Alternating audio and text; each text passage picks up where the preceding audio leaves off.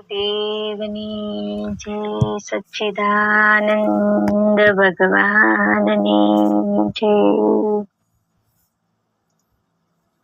બહુ સરસ વાત કરી ગુરુદેવે ને મુક્તાબાઈ સરસ ભજન ગાયું કે ગુરુ વિના આ હૃદયનું અંધકાર દૂર નથી થતું.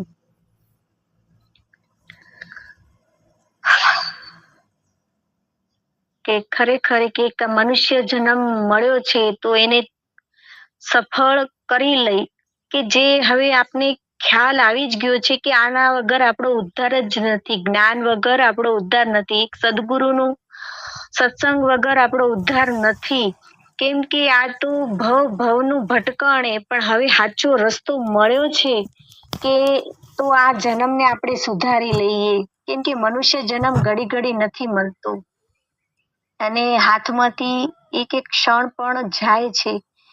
તો આપણે આપણી પૂર્ણ ભૂમિકા ઉપર આપણે પોતે કાયમ માટે સ્થિત થઈ જઈએ અને જેવા છીએ જેમ છીએ એમ આપણે પોતે પોતાને જાણી લઈએ.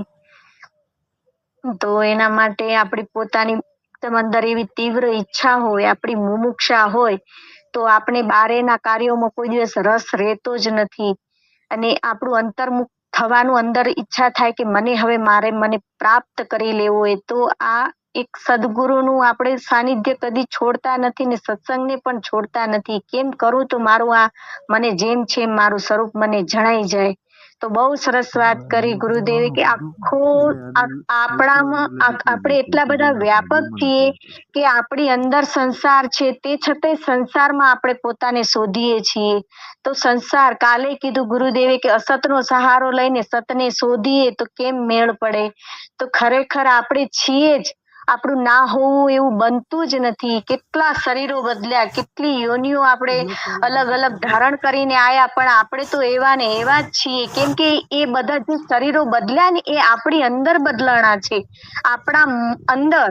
તે છતાંય આપણે એનામાં નથી ને એ આપણામાંય નથી. આપણું તો એવું સ્વરૂપ છે, એવું સચ્ચિત આનંદ સ્વરૂપ છે.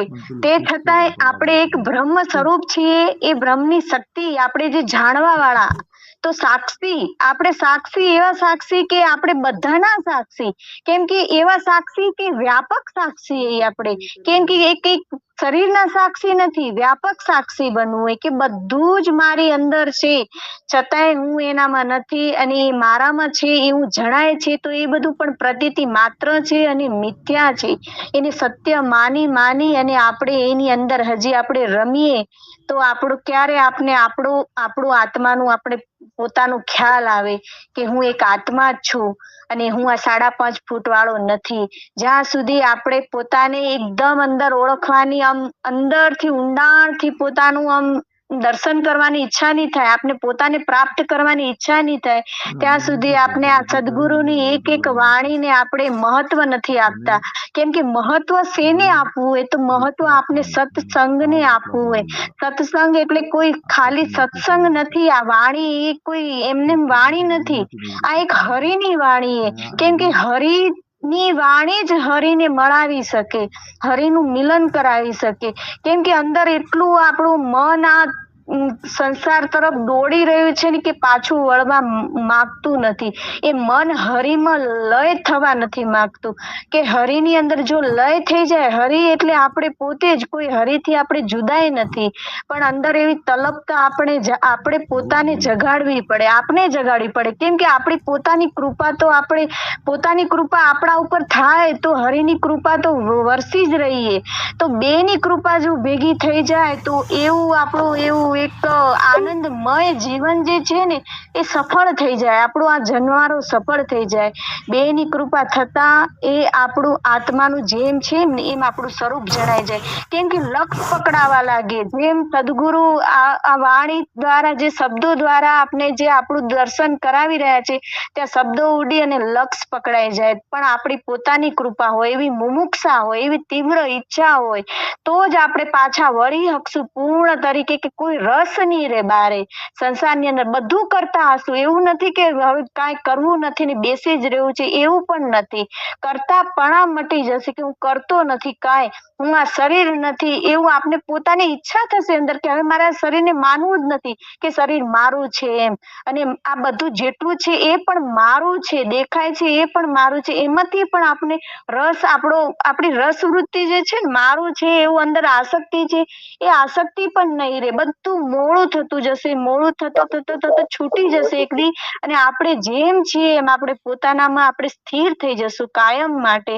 એવી શુદ્ધતા, એવું શુદ્ધ બુદ્ધ આપણું ચેતન, જે કાયમ હું ચેતન છું, કાયમ રહેવા વાળો છું, નથી હું પરિવર્તન થતું. પણ પરિવર્તન થતી વસ્તુની અંદર આપણે અપરિવર્તન, આપણું અધિષ્ઠાન, આપણી સત્તા છે કે જ્યાં પરિવર્તન થઈ રહ્યું છે. કેમ કે એ જળ વસ્તુ, એ જળને આધાર આપણો છે, આપણા વગર એ રહી ના શકે.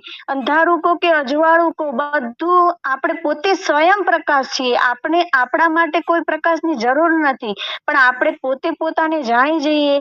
આપણે જેમ છીએ એમ એટલે મતલબ કે વ્યાપક છીએ, ચિદ ઘન છીએ, કે અંદર કોઈ અંદર ઘૂસી શકે એવું નથી ને એનામાંથી કઈ નીકળી શકે એવું નથી. એવી પૂર્ણતા આપણા સ્વરૂપ છે, આપણું સ્વરૂપ છે પોતાનું.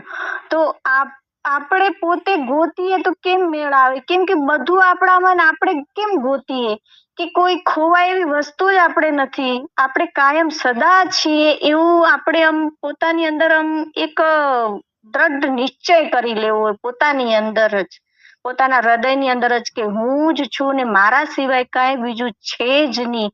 એવો દ્રઢ નિશ્ચય થઈ જાય અંદર પોતાનો, એવો ભાવ, એવો હૃદય પૂર્ણ ભાવ કે મારા સિવાય બીજું કઈ છે જ નહીં.